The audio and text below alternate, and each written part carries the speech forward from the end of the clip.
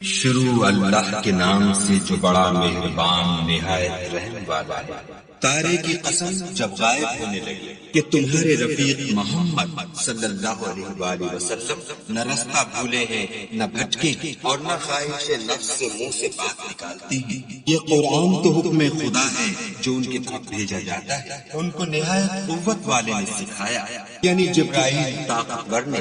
پھر وہ پورے نظر آئے اور وہ آسمان کے اونچے کنارے میں تھے، پھر قریب ہوئے اور آگے بڑھے تو 2 کمان کے فاصلے پر یا اس سے بھی کم۔ پھر خدا نے اپنے بندے کی طرف جو بھیجا سو بھیجا۔ جو کچھ انہوں نے دیکھا ان کے دل نے اس کو جھوٹ نہ جانا۔ کیا جو کچھ وہ دیکھتے ہیں تم اس میں ان سے جھگڑتے ہو؟ اور انہوں نے اس کو ایک اور بار بھی دیکھا ہے، پرلی حد کی بیری کے پاس، اسی کے پاس رہنے کی بہشت، جبکہ اس بیری پر چھا رہا تھا جو چھا رہا تھا۔ ان کی آنکھ نہ تو اور طرف مائل ہوئی اور نہ حد سے آگے بڑھی۔ انہوں نے اپنے پروردگار کی قدرت کی کتنی بڑی بڑی نشانیاں دیکھی۔ بھلا تم لوگوں نے لات اور عزا کو دیکھا اور تیسرے منات کو کہ یہ بت کہیں خدا ہو سکتے ہیں؟ مشرکو، کیا تمہارے لیے تو بیٹے اور خدا کے لیے بیٹیاں؟ یہ تقسیم تو بہت بے انصافی کی ہے۔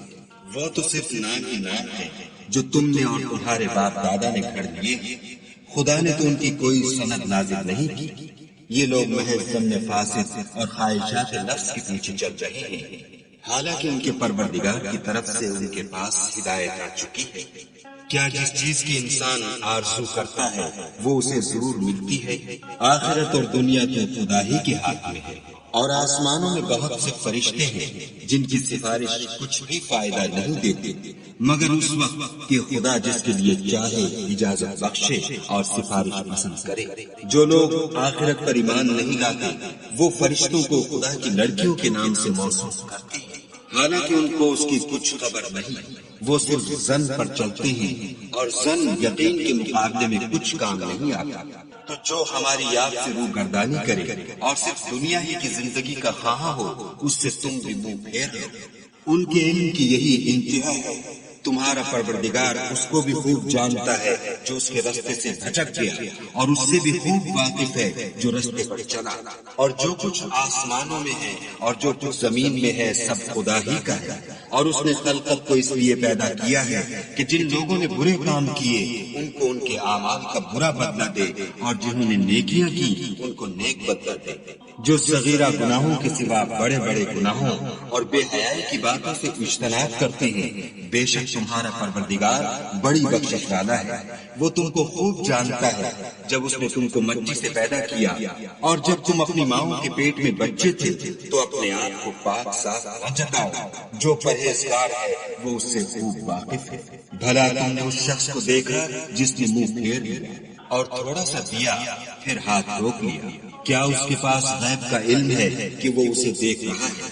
کیا جو باتیں موسیٰ کے صحیفوں میں ہیں ان کی اس کو خبر نہیں پہنچی؟ اور ابراہیم کی جنہوں نے حق اطاعت اور رسالت پورا کیا، وہ یہ کہ کوئی شخص دوسرے کے گناہ کا بوجھ نہیں اٹھائے گا، اور یہ کہ انسان کو وہی ملتا ہے جس کی وہ کوشش کرتا ہے، اور یہ کہ اس کی کوشش دیکھی جائے گی، پھر اس کو اس کا پورا پورا بدلہ دیا جائے گا۔